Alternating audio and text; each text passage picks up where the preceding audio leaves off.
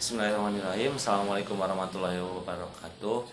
Innal hamdalillah mustafa amma ba'du. Puji dan syukur mari kita senantiasa panjatkan kehadirat Allah Subhanahu wa taala yang mana berkat rahmat, hidayah dan karunia-Nya pada kesempatan kali ini kita masih diberikan banyak nikmatan, diantaranya nikmat iman, nikmat Islam, nikmat sehat walafiat serta nikmat-nikmat lain yang sebetulnya jarang kita menyadarinya.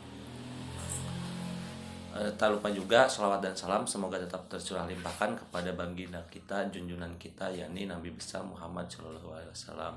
Tak lupa juga semoga pada para sahabat, para tabiin, tabiat, dan semoga sampailah kepada kita selaku umat yang senantiasa patuh akan ajaran yang dibawanya.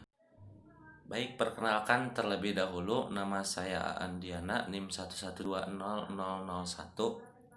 yang pada kesempatan pertemuan mata kuliah Ilmu Pendidikan Islam kali ini saya akan membawakan problematika pendidikan Islam kontemporer, di mana sebetulnya bicara problematika itu sangat banyak, tergantung kita melihat berdasarkan unsur mana, dari mulai itu unsur gurunya, unsur pendidikannya, unsur biayanya, bahkan kepada sampai pada unsur sarana dan prasarananya. Kan tetapi sebelum jauh ke sana, kita kembali dulu kepada problematikanya, di mana secara etimologi problematika itu berasal dari bahasa Inggris, yaitu problem, yang berarti soal atau persoalan atau teka-teki, atau juga ada yang mengatakan problematik sama persoalan. Nah, yang berarti secara KBBI persoalan ini belum terselesaikan, yang sehingga menuntut pada kita untuk mencari sebuah solusi. Nah, lanjut ke kata yang keduanya, pendidikan. Bicara pendidikan itu sangat luas juga, namun saya lebih sederhanakan bahwa pendidikan itu adalah usaha sadar mengembangkan potensi dalam diri setiap individu. Kalau bicara pendidikan, berarti kita tak jauh dari konsep Taksanul Bloom, yang berarti apa yang akan dikembangkannya, yaitu dari mulai kognitif, afektif, dan psikomotorik. Nah, maka problematika pendidikan Islam yaitu adalah soal-soal atau persoalan-persoalan atau masalah-masalah kekinian di dalam proses keberjalanannya pendidikan Islam, baik itu secara dunia, mungkin secara khususnya itu adalah lingkup negara kita, itu negara Indonesia. Berbicara tentang problematika pendidikan Islam kontemporer, secara generalnya dilihat dari, tidak lepas dari konsep sederhana filsafat ilmu, yaitu ontologis, epistemologis, dan aksiologis, di mana pada ontologis berarti bicara tentang hakikat pendidikan itu, yang kedua epistemologis tentang cara pendapatan teori ataupun tentang pendidikan itu, yang berlandaskan ataupun biasa memakainya tentang metodologi penelitian ilmiah, dan yang ketiga tentang onologis, yang berarti nilai-nilai apa ataupun nilai-nilai yang dibawakan oleh pendidikan itu pada akhirnya. Bicara tentang problematika pendidikan Islam kontemporer, yang ketika tadi sudah dijelaskan tentang secara generalnya, lalu kemudian turun secara khususnya juga, selain dilihat berdasarkan unsur-unsur, juga ada tokoh-tokoh yang memang berpendapat tentang problematik ini yang ia membahas secara khusus. Nah, saya di sini mempersempitnya kepada tokoh Berlian Soman, yang ia mengkelompokkan problematika pendidikan itu pada 5 poin. Yang pertama, dimana yang pertama itu ketidakjelasan tujuan dari pendidikan itu, yang padahal ketika memang kita ya di Undang-Undang nomor tahun 1950 nomor 4 itu sudah tercantum dengan jelas bahwa tujuan dari pendidikan itu secara jelas tentang tujuan itu membentuk manusia yang cakap dan warga negara yang demokratis serta bertanggung jawab atas kesejahteraan masyarakat dan tanah air, dan bla bla bla bla. Nah, akan tetapi ternyata pada realitanya tidak berimplikasi pada akhlak. Jadi hanya pada tumpukan-tumpukan kata indah saja manusia memanusiakan manusia. Pada kenyataannya toh produk-produk dari peserta didik itu banyak yang tidak sampai dari pendidikan itu. Yang kedua yaitu ketidakserasian kurikulum. Kenapa? Ini misalkan dicontohkan pada Pertama, buku panduan yang dipakai itu berbeda-beda di tiap sekolah. Yang kedua juga jarang adanya keserasian teori yang dipakai. Nah, yang ketiga, ketiadaan tenaga pendidik yang tepat dan cakap. Nah, di sini berarti kurangnya tadi kalau misalkan kita melihat dari unsur, yaitu unsur dari pendidik, di mana masih sering ditemui itu yang tidak linier. Semisal dia eh, berijazah pendidikan seni misalkan, akan tetapi mengajar PHI sebutlah.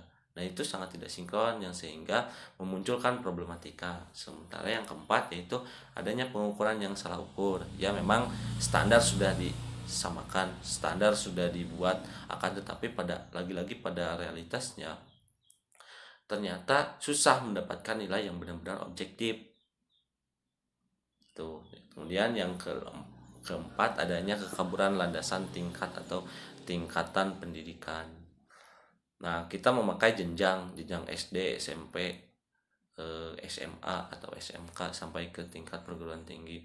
Akan tetapi ternyata kalau kita lirik ke belakang, tidak pernah ada lagi penelitian tentang apakah betul jenjang ini, apakah jenjang ini memang secara fisik dan psikis itu cocok gitu. Misalkan SD dari umur 6 sampai 11 tahun, apakah betul cocok, atau ini hanya sebatas formalitasnya yang sudah ada saja diikutin tanpa melihat proses perkembangan fisik atau psikis dari peserta didik. Kenapa? Karena bicara jenjang ini tidak bisa hanya bicara tentang dunia memakai ini maka Indonesia memakai ini. Tidak bisa, karena dari kultur dan letak geografis pun berbeda, yang artinya harusnya ketika ngomongin kurikulum ataupun tingkatan pendidikan itu harus jelas. Ketika di daerah A misalkan agraris, maka harus ditingkatkan pendidikan itu ke arah sana gitu, bukan digeneralkan saja seperti itu menurut dari William Somad. Untuk pembahasan selanjutnya tentang solusi dari problematika pendidikan Islam, itu yang pertama, menghilangkan paradigma dikotomi antara agama dan ilmu umum. Nah, yang padahal dari memang secara slogan itu sering digemborkan tentang islamisasi ilmu, akan tetapi lagi-lagi di realita itu hanya sampai pada tataran lembaga. Contohlah saja misalkan ketika gebrakan IAIN menjadi UIN, itu kan satu bentuk integrasi antara ilmu dengan agama gitu, akan tetapi pada pelaksanaannya belum sampai kepada islamisasi ilmu, baru pada islamisasi lembaga itu ataupun fakultas itu, karena dalam proses tetap di dalamnya masih ada dikotomi. Yang kedua, merubah pola pendidikan Islam indoktrinasi menjadi pola partisipasi aktif antara guru dan murid. Kenapa seperti itu? Supaya satu kebenaran itu tidak mutlak hanya itu saja gitu. Supaya ketika anak-anak atau peserta didik biarkan untuk berpikir bebas, maka daya kreatif dan inovatifnya akan muncul, dan itu akan berpengaruh kepada kompetensi dari peserta didik itu sendiri. Kemudian yang ketiga yaitu orientasi pendidikan Islam ditekankan pada pertumbuhan integrasi antara keimanan, keilmuan serta implikatifnya yaitu pada akhlakul karimah. Yang kelima, melakukan rumusan orientasi pendidikan yang sesuai dengan perkembangan zaman dan kebutuhan masyarakat. Nah, dalam arti tidak hanya kita bicara, ya boleh bicara ke belakang, bicara tentang sejarah, bicara tentang teori yang ideal, akan tetapi jangan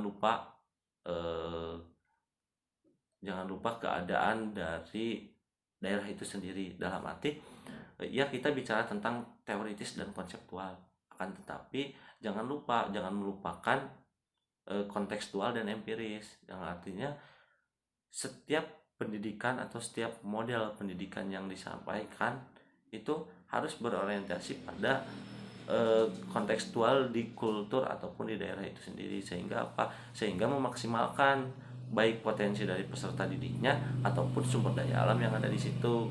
Tidak bisa sekarang yang tadi di awal sudah dicontohkan, daerah yang agraris, sementara pendidikannya itu tidak berorientasi ke sana gitu, sehingga menjadi tidak maksimal gitu. Baik dari sumber daya manusianya ataupun dari sumber daya eh, manusianya ataupun dari sumber daya alamnya. Untuk solusi hanya itu yang bisa ditawarkan ataupun yang saya bawakan.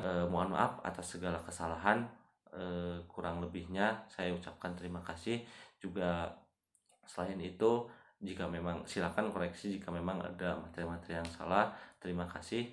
Wassalamualaikum warahmatullahi wabarakatuh.